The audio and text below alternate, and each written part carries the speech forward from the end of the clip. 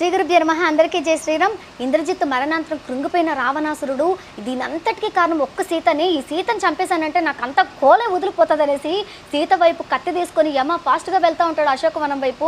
అది చూసిన సీతామాత అరటి చెట్టులో వణికిపోతూ నన్ను ఆ రోజు హనుమంతుడు తీసుకెళ్తానన్నాడే, వెళ్ళిపోయింటే బాగుంది అనేసి అనుకుంది.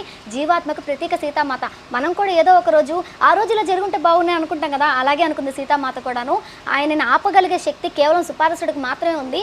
ఆయన మంత్రి, పైగా జ్యోతిష్యం తెలిసినవాడు, మంచి రాక్షసుడు, ధర్మం ఎడిగిన వాడైనప్పటికీ రావణాసుడికి ధర్మం చెప్పాలంటే మాత్రం కొంచెం భయపడేవాడు అనమాట.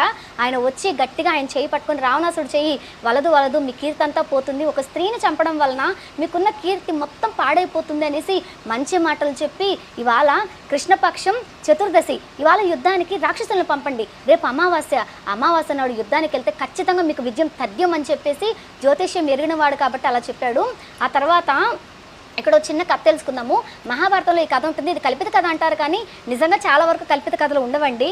మనం తెలుసుకోలేక అది కల్పిత కథ అంటాం అంతే. మాత్రం కురుక్షేత్ర యుద్ధం జరగబోయే ముందు పాండవుల చివరి వాడైన సహదేవుడి దగ్గరికి దుర్యోధనుడు వచ్చి కూర్చొని జ్యోతిష్యం చెప్పేవాడు కాబట్టి ఆయన దగ్గరికి పోయి కూర్చొని, నేను కురుక్షేత్ర యుద్ధంలో విజయం పొందాలి, ఏం చేయాలి అనేసి అంటే, కృష్ణపక్షంలో అమావాస్య నాడు బంగారు దానం ఇచ్చారంటే సంకల్పపూర్వకంగా స్నానం ఆచరించిన తర్వాత ఖచ్చితంగా మీకు విజయం వస్తుంది అంటారు.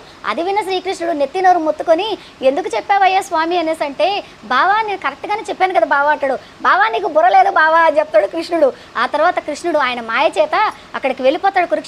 కురుక్షేత్రానికి వెళ్ళిపోయి అక్కడ స్నానం ఆచరించి సంకల్పపూర్వకంగా ఇవాళ అమావాస్య, నేను ఇవాళ బంగారం దానం చేస్తున్నాను అనగానే దేవతలు, దానవులు, పక్కనున్న మహర్షులు అందరూ వచ్చేసి అందరూ స్నానం చేసేసారు. ఎందుకంటే గురువు పైన అంత నమ్మకం, గురువు వాక్యంతో కర్తవ్యం. గురువు గారు చెప్పారంటే మళ్ళీ తిరిగి మాట్లాడకూడదు, ఆయన చెప్పారు కాబట్టి అందరూ కూడా ఇవాళ అమావాస్య అనేసి అందరూ సంకల్పపూర్వకంగా స్నానం చేసేసి బంగారాన్ని దానం ఇస్తూ ఉండగా కిరీటాలు తీసి బుర్ర గోక్కున్నారు సూర్యదేవుడు అలాగే చంద్రదేవుడు. ఇద్దరు సూర్యుడు చంద్రుడు ఒకరికేసి ఒకరు చూసుకుని, hi bro what is this అనేసి అంటారు.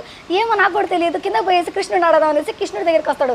కన్నయ్య ఏంటి కన్నయ్య అనేసి అడిగితే కన్నయ్య వచ్చేసి నవ్వుతూ, అమావాస్య అంటే అర్థం ఏంటి, సూర్యుడు చంద్రుడు ఎదురెదురుగా ఉండడం. ఇప్పుడు మీ ఇద్దరు ఎలా ఉన్నారు అనేసి అన్నాడు. ఇద్దరు ఎదురెదురుగా ఉన్నారు, క్వశ్చన్ అడగడానికి ఇద్దరు ఎదురెదురుగా ఉన్నారు కాబట్టి ఇవాళ అమావాస్య అయిపోయింది అన్నాడు. అది తెలియక దుర్యోధనుడు తర్వాత రోజు వచ్చేసి స్నానం చేసేసి బంగారం దానం ఇచ్చాడు, క్షవర కళ్యాణం అయిపోయింది. అదే కృష్ణుడిని పట్టుకుంటే మనకేం చేయాలో ఆయనకు తెలుసు. అంతేకాని చెక్క ముక్కల్ని, దేవాపాపులు అనే వాళ్ళని, ఏడాడ ఉండే సమాధుల్ని, శవాల్ని పట్టుకోకండి. పట్టుకున్న కాడికే పరమాత్మను పట్టుకోండి, ఖచ్చితంగా మంచి చేస్తాడు. కొంచెం కష్టమైనా పర్లేదు, రేపు అనే రోజు మీకు మంచి జరుగుతుంది తప్పకుండా. ఈశ్వరుడు ఈరోజు ఇంత ఇబ్బంది పెట్టచ్చు, నీకు రేపు ఇంత సుఖాన్ని ఇవ్వడానికి ఇవాళ ఇంత కష్టం ఇస్తున్నాడు. నువ్వు చేసిన పాపము బోల్డ్ అనుకోండి, ఇంతలో తీసేస్తున్నాడు ఈశ్వరుడు. అది గుర్తించుకోండి. ఎప్పుడైనా సరే నాకు ఈ కష్టం వచ్చింది, దేవుడా నువ్వు ఉన్నావా లేదా అనేసి